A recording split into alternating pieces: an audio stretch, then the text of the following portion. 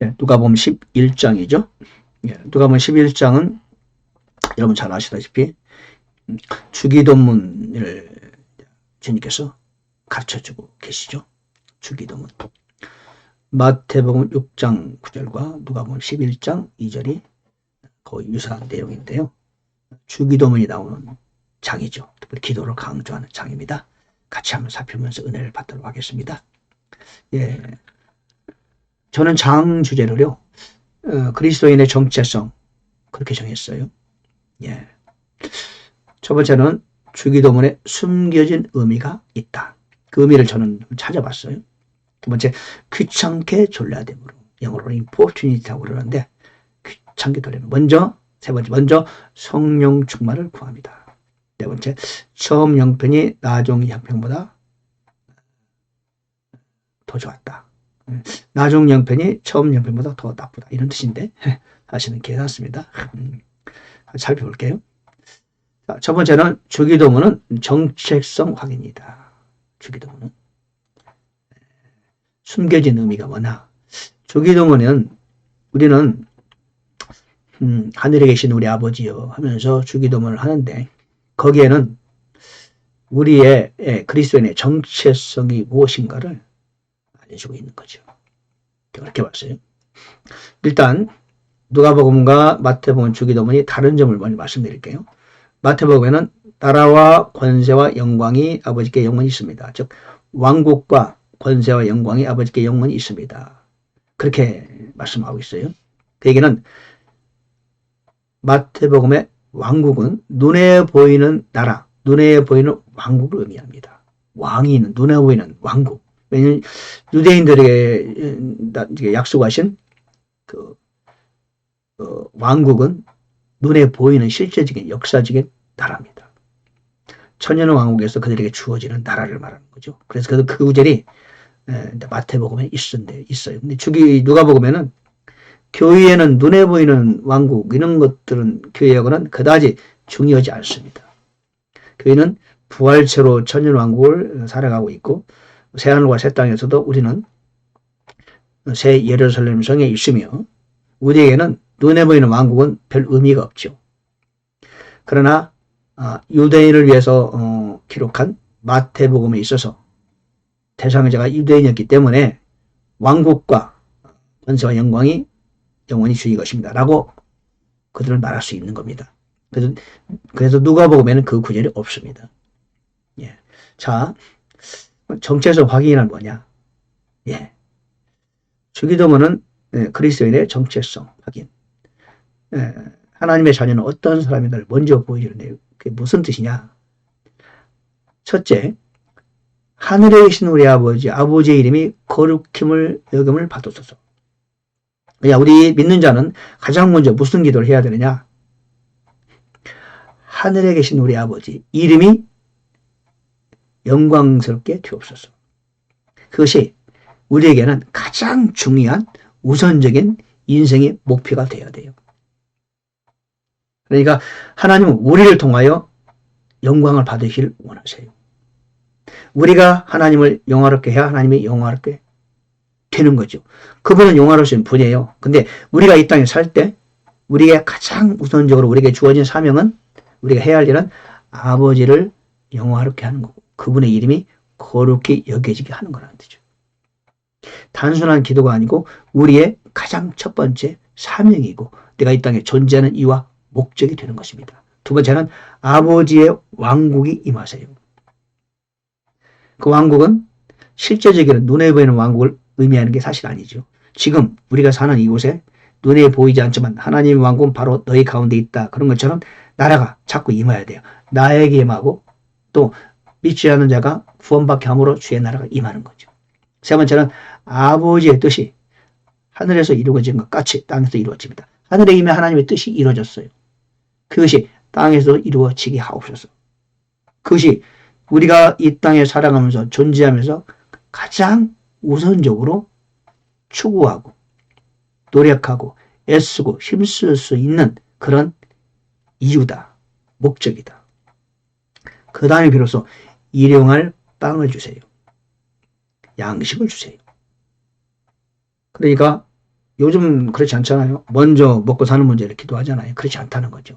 우리가 이 땅에 존재하는 이유와 목적은, 우리의 정체성은 먼저 아버지의 이름이 거룩하게 되는 겁니다.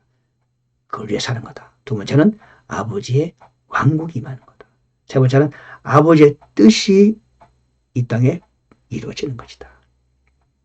바로 주기도문은 단순한 기도를 넘어서서 우리의 정체성을 확인해 주는 것이다. 그런 거죠. 예. 두 번째, 귀찮게 졸라대며. 아시죠?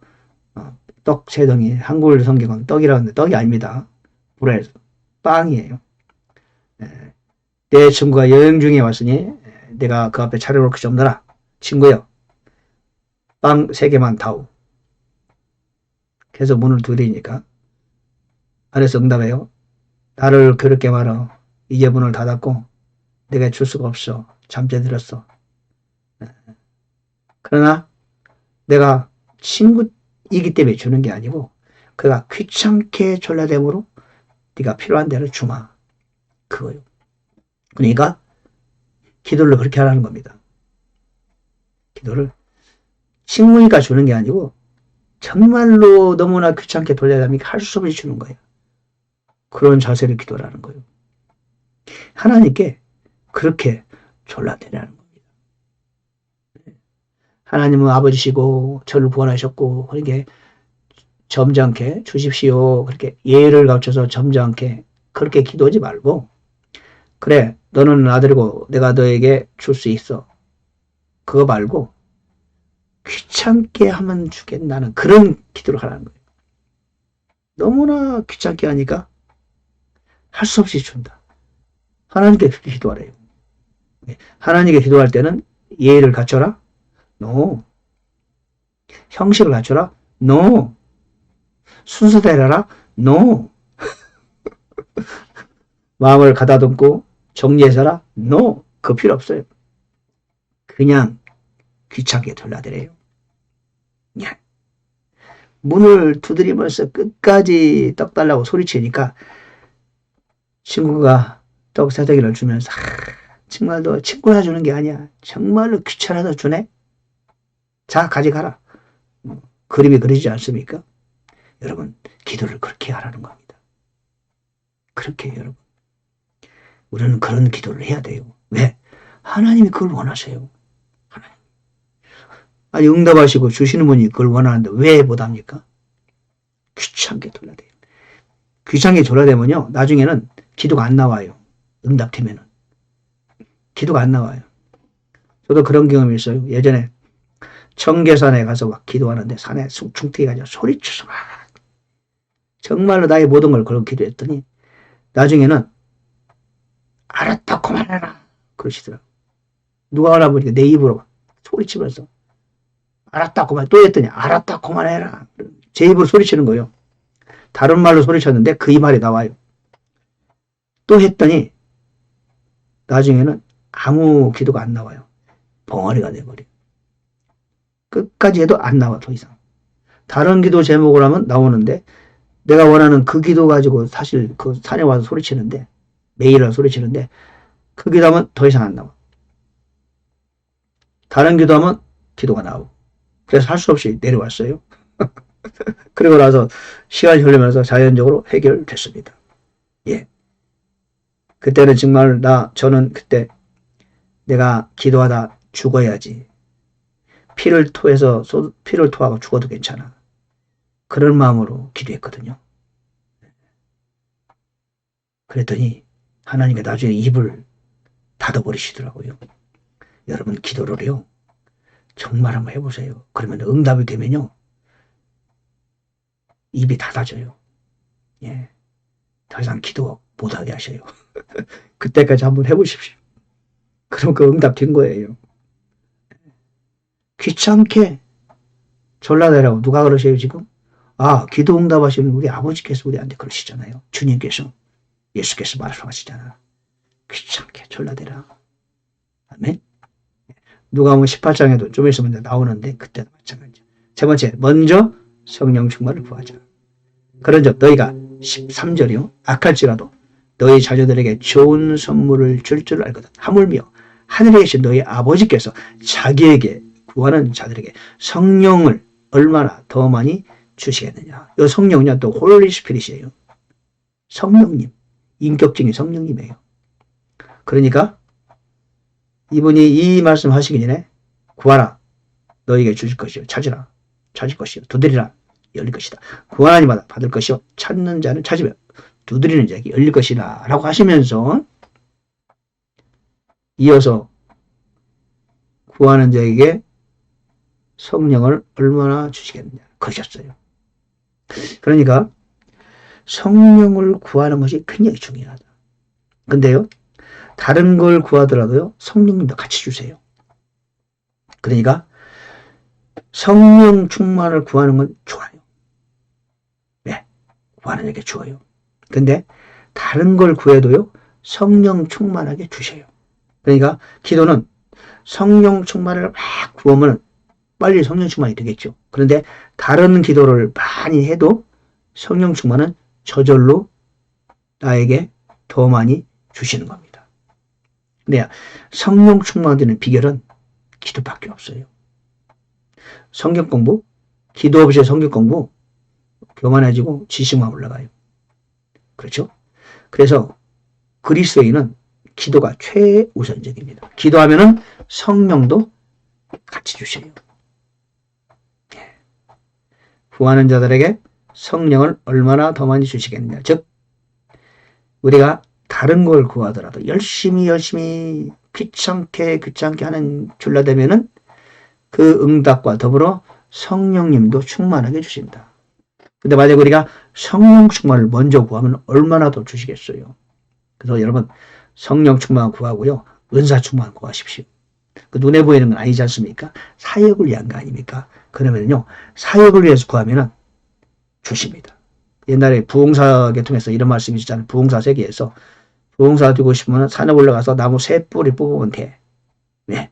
능력 달라고 나무를 한 3개 뽑으래요. 기도하면서. 밤새도록 하다 보면 하나 뽑고 그러면은 능력 얻는다고, 그러면 부흥사 된다고 그런 말이 있었어요. 예. 네 번째, 나중 형편이 처음보다 더 아주 안 좋아졌다. 네. 이 말이 무슨 말씀이냐. 24절에 보니까 부정한 영이 사람에게서 나가서 마른 곳을 돌아다니며 쉴 곳을 구하나 전혀 찾지 못하고 이르되 내가 내 집 곧 내가 나온 곳으로 돌아가더라. 가서 보니 그 집이 깨끗이 청소되고 꾸며져 있으므로 이에 가서 자기보다 더 사악한 다른 영 7을 데려와 그들이 들어가서 거기 거하매 그 사람의 나중 형편이 처음보다 더 나쁘게 되었다. 그 말씀입니다. 예. 그러니까 우리가 회개하고 예수님을 영접하고 그러면은 내 안이 깨끗해지죠. 그죠? 근데 그대로 놔두면 안 된다는 거예요. 깨끗이 되고 그런 다음에 채워야 돼요. 말씀으로 채우는 거죠. 성령님을 충만으로 채워야 되는 거죠. 그러니까 예수를 믿고 구원받고 전부가 아니에요. 어떤 분들은요, 그러고 나서 정말로 진짜로 안 좋아지는 경우가 있어요. 그리고 은혜 받고 나서 말씀으로 채워야 돼요. 기도로 채워야 돼요. 그렇지 않으면 오히려 시험이 더 크게 들을 수 있다. 여러분 그거 꼭 기억하시기 바랍니다. 더 안 좋게 되는 경우가 있어요. 특별히 말씀으로 채워야 돼요. 여러분 은혜 많이 받고 막 금식도 하고 그런 분들이요, 나중에요 흑암의 세력이 역사하는 경우가 많습니다. 잘못돼 가는 경우가 많아요. 은사도 받고 능력도 있는데 나중에 흘러가는 걸 보면은 이게 길을 벗어나는 경우가 있어요. 왜? 하나님의 말씀으로 채워야 돼요. 더 많이 기도해야 돼요. 겸손한 마음으로. 그러니까 내가 청소되었다. 그러면 더 관리가 필요하다. 청소되고 방치하면은 여기 보니까 부정한 영이 다른 악한 7을 데려와서 거하게 할 수 있다. 은혜 받고 난 것이 전부가 아니다. 은혜 받은 다음에 그 이후에 관리가 더 중요합니다. 우리는 우리 영을, 우리 혼을 그렇게 관리를 해야 돼요. 그렇죠? 예. 예. 52절에 중요한 말씀이 있습니다. 율법받으나 너희에게 화가 있을지어다. 너희가 지식의 열쇠를 빼앗아서 너희 자신도 들어가지 아니하고 또 들어가는 자도 막았다. 오늘날의 신학자님들, 교수님들, 교회의 지도자, 목사님들이 이거 꼭 기억해야 될 말씀이죠. 목사님들이 이제 신학교 교수님들이 그런 분들이 지식의 열쇠를 갖고 있잖아요. 그렇죠? 많은 분들이 지도자라고 이렇게 인정하고 있고 이분들이 자기의 의무와 책임을 다하지 못하면 오히려 지식의 열쇠를 빼앗고 들어가는 자도 못 들어가게 막는 것이 되는 거예요. 그래서 많이 지도자가 되지 말라고 주님은 말씀하셨습니다. 더 조심해야죠. 예. 누가복음 11장 그리스도인의 정체성, 주기도문에 숨겨진 의미, 예. 귀찮게 전라냅시다. 우리 모두. 예. 성령 충만은 기도로 가능하다. 나중 영편과 처음 영편. 우리 이 말씀으로 은혜를 나눴습니다. 할렐루야, 감사합니다.